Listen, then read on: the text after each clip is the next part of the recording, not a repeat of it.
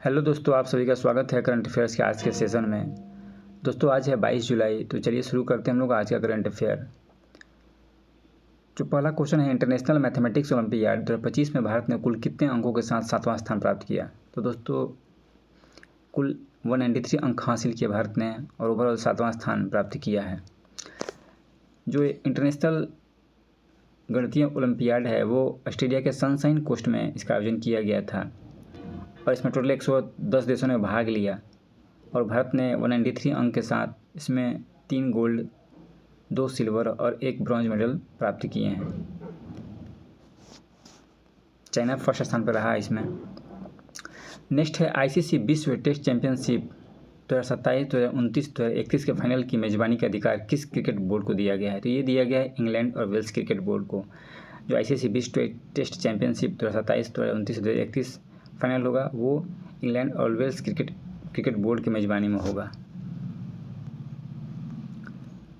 Next है प्रसिद्ध Elon Burgman जिनकी हाल ही में मृत्यु हो गई है, किस क्षेत्र से जुड़े थे। तो दोस्तों ये एलन बर्गमैन अमेरिकी गीतकार और संगीतकार थे और इनकी हाल ही में मृत्यु हो चुकी है और ये 3 अकादमी पुरस्कार विजेता, 3 ऑस्कर अवार्ड विजेता भी थे।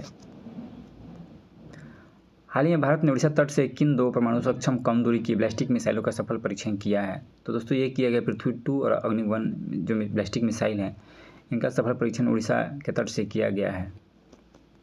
कुछ दिन पहले ही लो मीडियम हाइट रेंज में आकाश प्राइम मिसाइल का परीक्षण लद्दाख से किया गया था 1500 फीट की ऊंचाई से। नेक्स्ट है डेयरी किसानों को प्रति लीटर 5 रुपये सब्सिडी देने वाली योजना किस सरकार ने शुरू की है। तो ये शुरू किया गया असम सरकार द्वारा। जो डेयरी से जुड़े हुए किसान हैं उनको प्रति लीटर 5 रुपये की सब्सिडी दी जाएगी। नेक्स्ट है नासा और अंतर्राष्ट्रीय सौर भौतिकविदों द्वारा सूर्य के वर्णमंडल के अध्ययन हेतु कौन सा यंत्र उपयोग में लाया जा रहा है। तो दोस्तों ये लाया जाएगा solar explosion integral field spectrograph snaps. इस यंत्र के माध्यम से जो सूर्य का क्रोमोस्फेयर वर्णमंडल है उसका अध्ययन किया जा रहा है। यही है वो यंत्र।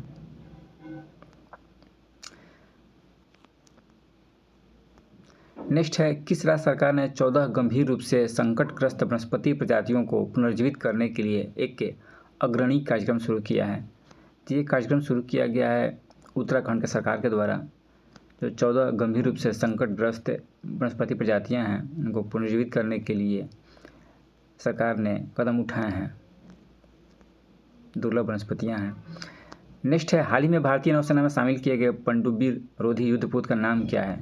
तो यह है पनडुब्बी रोधी युद्धपोत INS अजय, इसी को शामिल किया गया है। इसे गॉर्डन रिच शिपबिल्डर्स एंड इंजीनियर्स लिमिटेड द्वारा बनाया गया था। बिहार से जुड़ा देख लेते हैं। हाल ही में यूनेस्को की संभावित विश्व धरोहर सूची में भारत के किन 2 अशोक स्तंभों को शामिल किया गया है। तो बिहार से रामपुरवा और लोहिया नंदनगढ़, इनको यूनेस्को की संभावित सूची में टेंटेटिव सूची जो होती है उसमें शामिल किया गया है, सेंट्रल गवर्नमेंट ने दिया है। ये मौर्य काल से जुड़े हुए वास्तुकला के उदाहरण है। नेक्स्ट है पटना हाई कोर्ट के 45वें मुख्य न्यायाधीश के रूप में किसने शपथ ली है। तो जस्टिस विपुल M पंचोली, इन्होंने पटना हाई कोर्ट के मुख्य न्यायाधीश के रूप में शपथ लिया है। दोस्तों आज के करंट अफेयर्स में इतना ही था। दोस्तों जो हम लोग history MCQ series 20 MCQ series शुरू किए थे उसमें बस लास्ट एक चैप्टर बचा हुआ हिस्ट्री का। अभी एक हफ्ते से मेरा इतना बिजी शेड्यूल है कि मैं उसे कंटिन्यू नहीं कर पा रहा हूँ। तो 2 दिन और लगेगा, इसके बाद मैं उसको फिर ज्योग्राफी जो भी है जल्दी 10 क्लास में ज्योग्राफी ख़त्म करेंगे, इसके बाद आगे भी उसको कंप्लीट करेंगे। थैंक यू दोस्तों।